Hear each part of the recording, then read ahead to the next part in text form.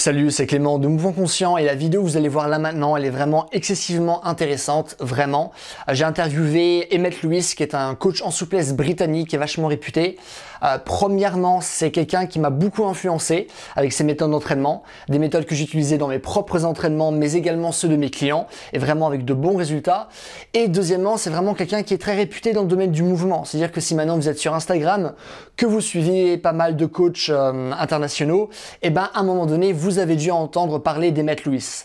Et vraiment, dans cette vidéo, on va parler de souplesse, mais il a vraiment donné énormément d'informations qui sont ultra intéressantes, ultra importantes à connaître si maintenant vous intéressez réellement à la souplesse ou si vous êtes quelqu'un qui, dans le cadre de votre métier, vous avez besoin finalement d'enseigner la souplesse. Vraiment, moi, c'est quelque chose que j'enseigne depuis pas mal de temps. J'ai lu énormément de ressources à ce sujet. J'ai fait des stages par rapport à ça et j'ai vraiment appris des choses ultra intéressantes dans cette vidéo, que ce soit par rapport à comment progresser plus rapidement en souplesse, par quoi commencer, comment gérer différents cycles d'entraînement, vraiment toutes les nuances qui vont être en rapport avec la souplesse, vous allez les connaître dans cette vidéo-là, c'est ultra intéressant. Et vraiment, si vous êtes quelqu'un qui travaille dans le domaine de la préparation physique, du coaching, prof de yoga, quoi que ce soit qui touche finalement à la souplesse, je vous conseille vivement de regarder cette vidéo parce que vous allez vraiment apprendre énormément de choses très intéressantes. Ok, comme d'habitude, ce que vous voulez savoir, c'est que j'aborde différents thèmes à chaque fois dans les interviews. Là, il y a 5 thèmes différents qui ont été abordés. Et le premier thème qu'on va aborder va être celui de l'intention. C'est-à-dire qu'il ne suffit pas simplement de faire un mouvement. Il ne suffit pas simplement de faire un exercice pour avoir de bons résultats. Il faut que l'intention qui est derrière finalement cet exercice soit bonne. Et c'est vraiment ça qui va faire une diff entre un entraînement qui est bien construit et un entraînement qui va être mal construit. Et généralement, en fait, lorsqu'on parle de l'intention, on va parler de deux choses. On va parler des feedbacks internes. Par exemple, je sens que l'étirement est assez puissant. Ou on va aussi parler des feedbacks qui vont être externes. Par exemple, je me baisse pour toucher, imaginons, mon pied droit avec ma main gauche. Ok ? Et lui, ce qu'il dit, c'est que certes, d'une certaine perspective, les deux sont importants, les deux feedbacks sont importants, mais vraiment les feedbacks internes vont présenter pas mal de dangers et peuvent réellement freiner votre progression. Et vraiment à partir du moment où on se focalise sur les feedbacks externes, il va vraiment vous expliquer comment et en quoi ça consiste, ça vous permettra d'avoir les bonnes intentions et de vraiment progresser rapidement par rapport à quelqu'un qui aurait pile le même programme, pile les mêmes exercices. C'est parti. Definitely. I think one of these things that no one really thinks about in stretching, it's one of the things I talk about in my workshops a lot, or it applies to anything. It comes up in this is the thing, it's people seem to have put stretching and range of motion development into a separate category to a lot of our sports and other activities where they apply to the same rules. So I'm going to use boxing as an example, but we could use throwing or some other kind of sport.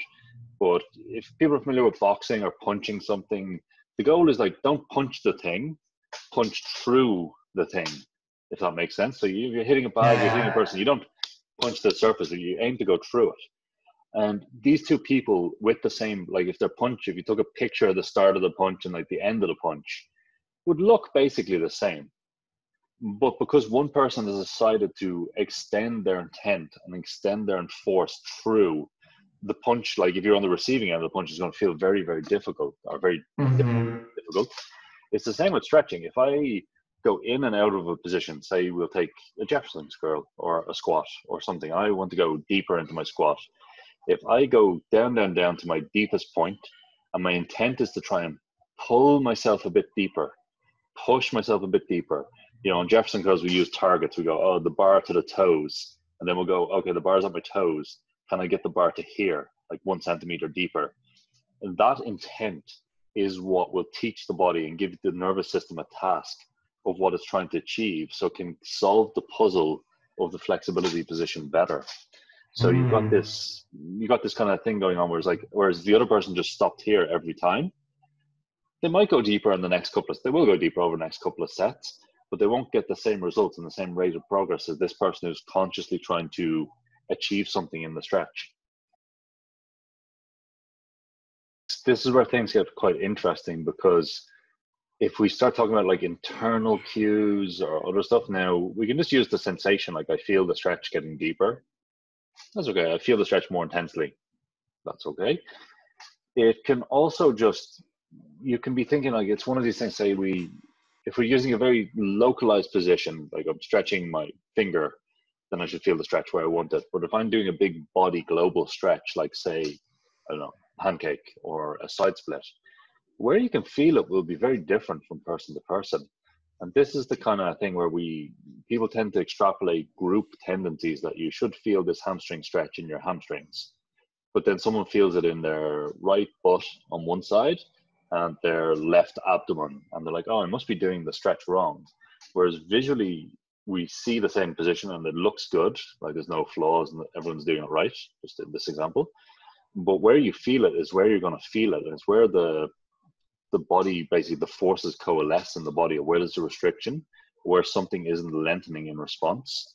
So this is an extrapolation, by the way, but it's just where you feel it will always be personal and how you feel it. It's one of the things that I can't, if we go, just to pain science, I can't describe my pain to you.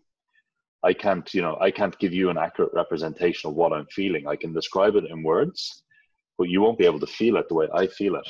And it's the same with stretching. It's like, well, I meant to feel it in my hamstring. It's like, well, are you doing the exercise right? Yes. Well, then maybe where you're feeling is where you're going to feel it, and that's okay. And this is the thing, stretches change over time. Like the front split is notorious for this, where it's like all the pain and the stretching sensation is in the back quad, it's in the back quad. And then next week you go 2 centimeters deeper and it's all in the front leg. Even though the position, like you haven't started leaning forward or you're not leaning back too much, it's just, it's 1 centimeter, 2 centimeters deeper. And then suddenly all the sensation is in the lead leg for some reason. You feel nothing in the back leg. And it's two people, like even if you had like two twins, identical bodies, and they're identical depth, will not feel it in the same way. Like we can localize things to a certain degree, but it's one of those things I don't talk about. You see this a lot. I don't talk too much about sensation and where you should feel things. I talk more about how you should do the exercises, and then what you feel is what you feel. Alors le deuxième thème qu'on va aborder va concerner les étirements passifs et les étirements balistiques. Et c'est vraiment très intéressant dans la mesure où les étirements passifs, c'est-à-dire simplement rester passivement dans une position, ces étirements ont vraiment une mauvaise réputation. Notamment parce que, comme je l'ai dit dans ma chaîne, nous ce qui nous intéresse, c'est pas forcément de seulement avoir de l'amplitude musculaire. On veut être capable de l'utiliser. Et à partir du moment où on souhaite être capable d'utiliser une amplitude musculaire, il faut créer de la force. On ne peut pas simplement passivement avoir de la souplesse. Et donc, de ce fait-là, je lui ai comme posé les questions, qu'est-ce que lui pense de la souplesse passive? Parce que certes, c'est quelque chose qui peut être intéressant, mais de manière générale, dans finalement la sphère de la préparation physique, c'est comme quelque chose qui est mal vu. Donc lui, il m'a fait part de ses pensées par rapport à ça. C'était vraiment ultra intéressant parce que non seulement il m'a fait part de plein de nuances auxquelles je n'avais pas forcément pensé, en plus il a pu les exprimer d'une telle manière que moi-même je n'aurais pas pu le faire, donc c'est vraiment très intéressant. Et vraiment lui il a expliqué que la souplesse passive, c'est vraiment un outil, ok? C'est un outil que vous avez dans votre boîte à outils avec d'autres outils. Du coup dire par exemple juste la souplesse passive c'est mauvais, c'est comme dire ok ton outil il est mauvais. Ok il est mauvais, mais par rapport à quoi? Parce que lorsqu'on a un outil, on ne va pas l'utiliser partout. On va l'utiliser avec certaines personnes, dans certains cas spécifiques, et on va l'utiliser d'une certaine manière. Ça, c'est vraiment quelque chose qui va expliquer, là maintenant, dans cette vidéo, vraiment quand l'utiliser, pourquoi, quel type de personne, ce genre de choses. Et vraiment, lorsque vous utilisez cette méthode avec une démarche intelligente, vraiment la souplesse passive va être une méthode qui va vous permettre de progresser rapidement. Okay. Et dans la même perspective, on a parlé des étirements balistiques et c'est vraiment des méthodes d'étirement qui sont beaucoup utilisées dans les arts martiaux chinois qui, pour des raisons quelconques, ne sont pas beaucoup utilisées en France. Et d'ailleurs, dans le temps, on pensait que c'était vraiment des méthodes dangereuses. Il lui prouve que non seulement c'est pas forcément quelque chose qui est dangereux, c'est quelque chose qui donc est utilisé dans les arts martiaux, mais c'est quelque chose qui va donner énormément de résultats et c'est vraiment une des méthodes qui, pour lui-même, lui a donné le plus de résultats. Okay. Donc vraiment, ça va être ultra intéressant. This is one of these complicated questions. Like we have to think of every single modality we do in training, not just, not like every single thing we do in training, biometrics, strength training, stretching, range of motion development. Oh, they're all tools in the toolbox. This is the thing. So you have to know when to use a tool. It's very simple. Like I want to put a nail into a wall, I use a hammer. I don't get a sander out. And it's the same thing with passive stretching. If I overuse my hammer on that nail and the nail's gone in far enough, I keep hitting the wall, I end up with a hole in my wall. So to say that you don't need one is wrong. To say that you need one and only one is also wrong. You need to be able to know when is the context for it. So it's one of those things, like passive stretching is always kind of the starting point. We also have to define, like, what are we, this is one of those things we could always make a strong context, a strong argument that passive stretching doesn't actually exist, because it's built upon, if we try to separate the actor from the environment and from the tool they're using, we begin to get a bigger picture where we're like, well, we have a person who has all their expectations around stretching. At the same time, you're asking them to perform an exercise, which is in real response to someone applying a force somewhere in the force of gravity. So we're already dealing with a situation of applied forces and acceptance of forces, as well as acceptance of beliefs. This is like a whole other context of these kind of things where you're like, is it truly passive? Or like, you know, if you have two people, one person hates stretching and they think stretching is painful and that was their context for stretching, then their experience of a passive stretch won't be a relaxing, you know, kind of lengthening experience. Whereas someone who's like, oh, I really like passive stretching and I really like chilling out and I have a good time and I find it relaxing, their result of a passive stretch would be very different.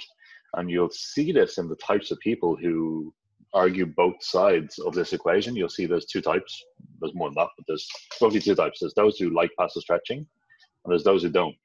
And the ones who don't generally are the ones who are also, I don't want to say stiffer, have that kind of stiffer collagen type, bit springier. So it's kind of seen as a threat to them, and they'll make arguments about it not working, or, you know, how it being bad.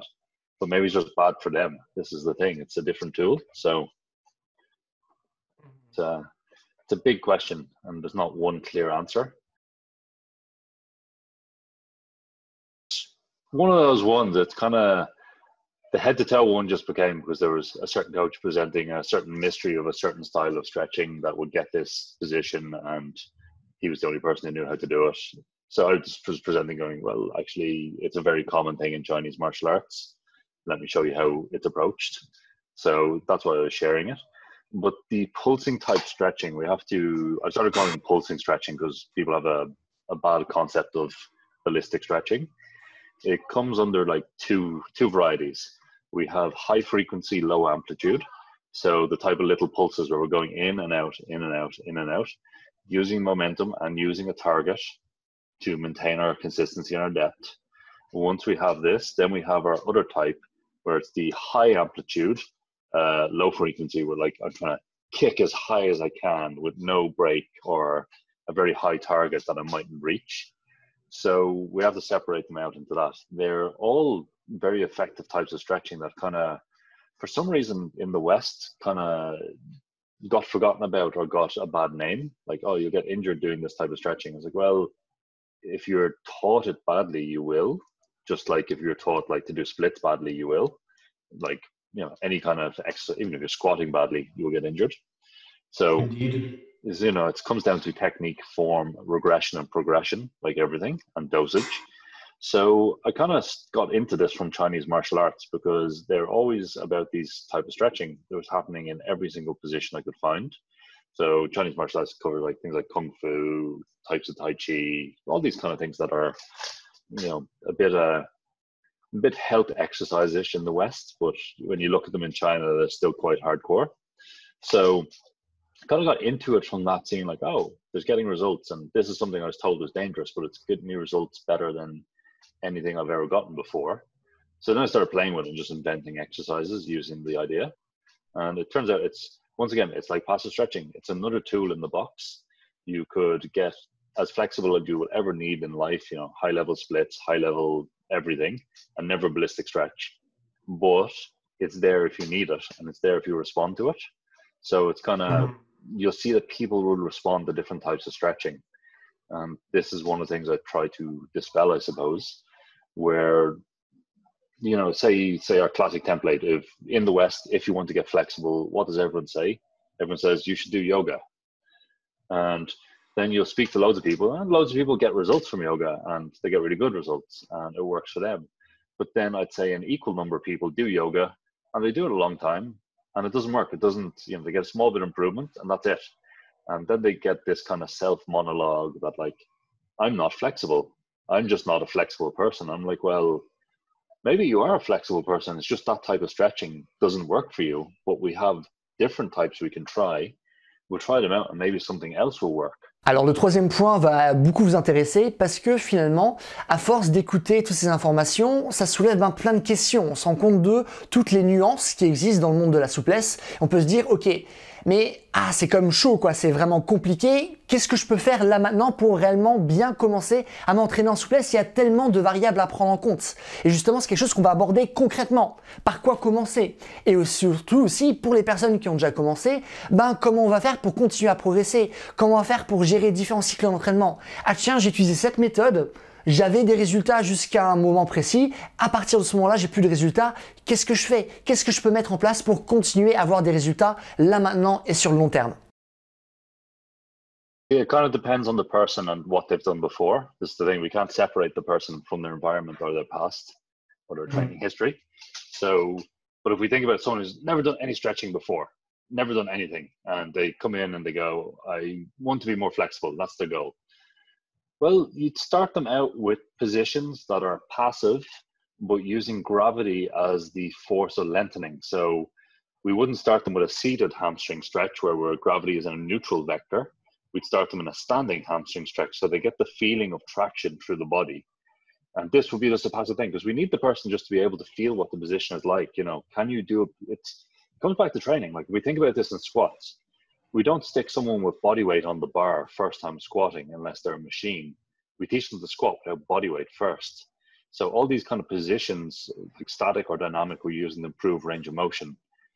We would start unweighted first and with just body weight and body applied resistance and get people used to it and just getting, you know, if it's new and the sensations are new and all these things are completely new to the person, to expect them to be able to manage a load, accept that load, perform a task or an operation without just being used to the position is a bit foolish in some ways. Would it mean that they do it forever? Probably not. We're going to start adding load in or movement or techniques that kind of work more towards the nervous system. But a static position and novelty isn't a stretch, is a stress to the system itself.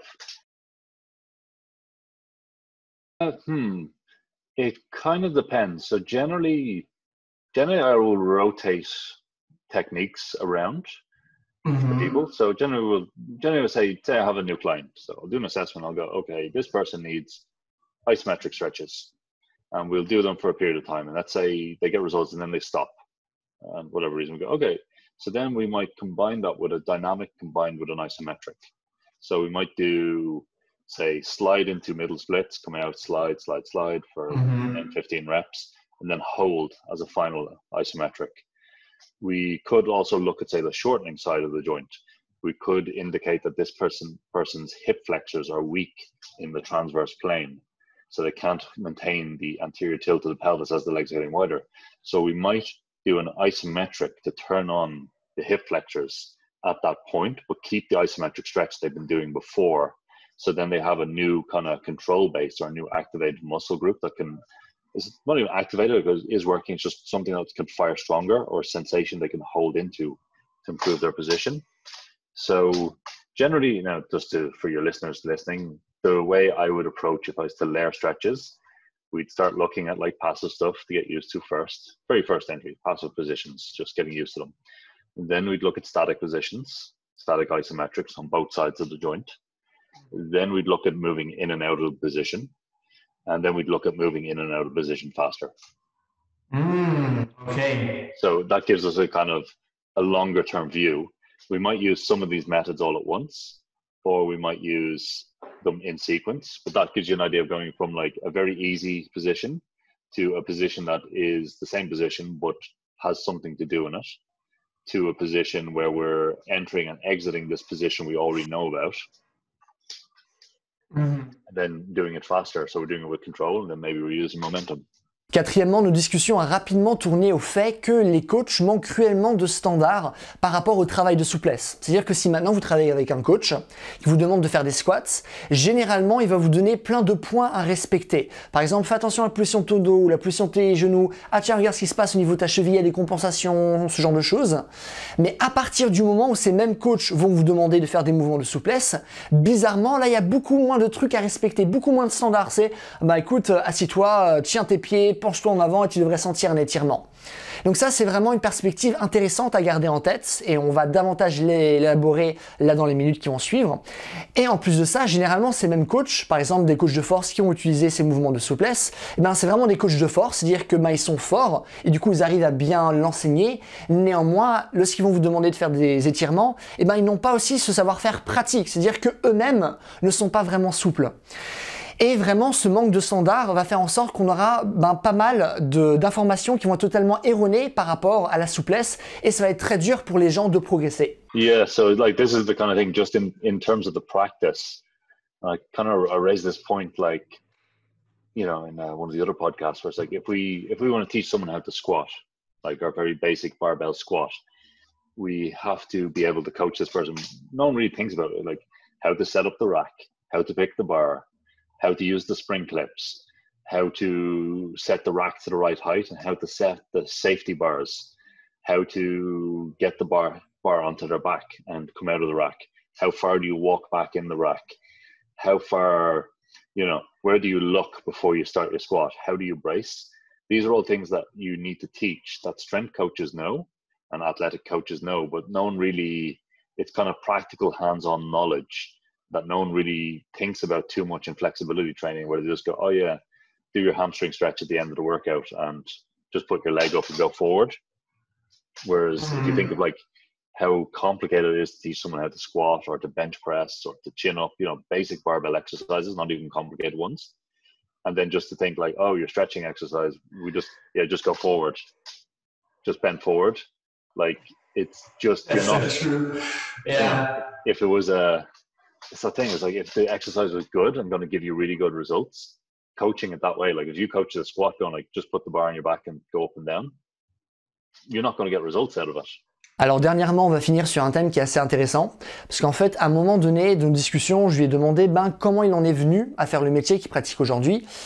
Et en fait, lorsqu'il m'en a parlé, je trouvais ça très intéressant parce qu'en fait, son histoire montrait toutes les nuances qu'il y a finalement dans le travail de souplesse et à quel point c'est un monde qui est limité et dans lequel on n'a pas beaucoup de connaissances. Finalement, on a accès à beaucoup de connaissances par rapport au travail de force, mais beaucoup moins par rapport au travail de souplesse. Je trouve ça vraiment génial de finir la vidéo là-dessus parce que ça vous montre à quel point finalement les informations qu'on a tendance à nous donner par rapport à la souplesse sont des informations qui sont très limitées ou voire des informations qui sont très erronées. On a l'impression que tout ce qu'on doit faire pour être souple, c'est à la fin d'une séance, hop, on se pose et on se met dans une position d'étirement statique et on reste dedans, alors que finalement c'est un monde qui est beaucoup plus complexe et il y a vraiment énormément de nuances à prendre en compte et vraiment son histoire reflète ces propos-là et voilà, je pense que c'est vraiment bien de finir là-dessus. So it kind of just fell into my lap more than anything else that people were, so it was kind of, I suppose when movement was becoming a thing, I was working, so I just finished trying like being an acrobat. I'd had the injury that broke my wrist. I couldn't perform anymore. So it's like, okay, what do broken circus performers do? They become personal trainer, a Pilates teacher, a yoga teacher. And then they, you know, they sell basically like, you know, they have a physique from circus, which is always like nice and toned and muscly. And they're like, oh yeah, it's my Pilates got me these things. I'm like, no, it was the chin-ups and the leg lifts you used to do every day. But enough of that. So I was doing this and then word got round in London where I was living at the time that there was this guy who could teach handstands and teach flexibility. And there was a bit of a circus scene because there was the university there and there's a couple of other circus schools that would have adult classes, but they might only have like one class a week or two classes a week. So not really a lot. And people were like, they didn't feel they just wanted to do more training basically. So word got round that I was teaching like handstands and acrobatics and could teach it for adults and teach flexibility. So I noticed like, I didn't really know what the movement scene was, but people from there started to come as well. And they're like, oh, I'm into movement. I'm like, oh, what's that? And oh, acrobatics. Okay, I can teach you that. So from that, and then the biggest thing that people were having a difficulty with was flexibility. Now, myself, my own background, like, you know, for an average person, I'm pretty flexible. For a circus performer, I wasn't that flexible. I wasn't never happy with my level. I wasn't, you know, bottom level of my peers and that kind of level, particularly when you're dealing with like some crazy bendy people in circus.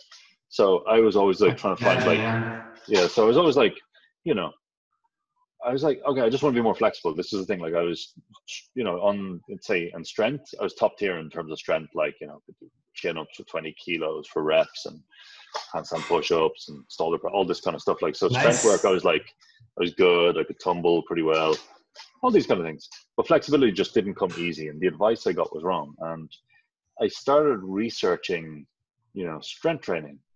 And it's just to improve myself. Like this was before as a trainer. I was like, okay, I could find like textbooks on strength training. I could find like websites. You know, T Nation back in the day was really big, and you find people like Louis Simmons and Dave Tate, and they'd have like, you know, these coaches. What I really like about these coaches, they could basically go like, oh yeah, if you are weak, I can make you stronger.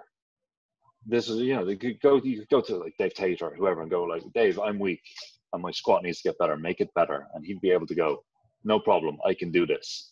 Whereas flexibility training, there was no real coaches in it. There's no real people who, other than just like, you know, one size fits all programs, try this and it should work. And it doesn't work for most people, but this kind of thing. And I tried to start solving this problem for myself, just, you know, for my own training. So I started understanding how it worked for me, and then, you know, I've learned a lot more. The last 10 years I've learned the most of my life than the other 30 before that. But I started trying to solve this problem for myself. Then I had more people coming to me, and strength training was easy. It's like, okay, someone comes and they want handstand push-ups. We know the regressions, we understand linear progression, we understand how to cycle training from all the strength training stuff. We just apply it to bodyweight training. So use leverage as our control of intensity. But then flexibility was like, it's nearly the same as strength training, but it's not. It's slightly different in how people respond to it. So this is what got me hooked, because strength training I can do. It's easy. I find strength training very easy to program. I find it, you know, very easy to assess someone, very easy to get results. Flexibility training is still like the mystery. It's like, will this work for this person? Will it not? You know, this, you know, why does yoga work for one person and why does it not work for another person who went to the same teacher, has the same training background, looks like the same person on paper, but it doesn't work, but it works for the other person. So this is what makes it really interesting. That's what keeps me going on it. It's like, okay, can I solve the mystery of flexibility? And it's much more complicated than I think I'm beginning to get to. Ok, bah écoutez, c'est tout pour cette vidéo. J'espère que ça vous a plu. Moi-même, même si je me répète plein de fois, j'ai appris vraiment plein de choses ultra intéressantes. Donc je suppose et j'espère que c'était la même chose pour vous. Un grand merci à Emmett Louise de s'être pris le temps de discuter avec moi.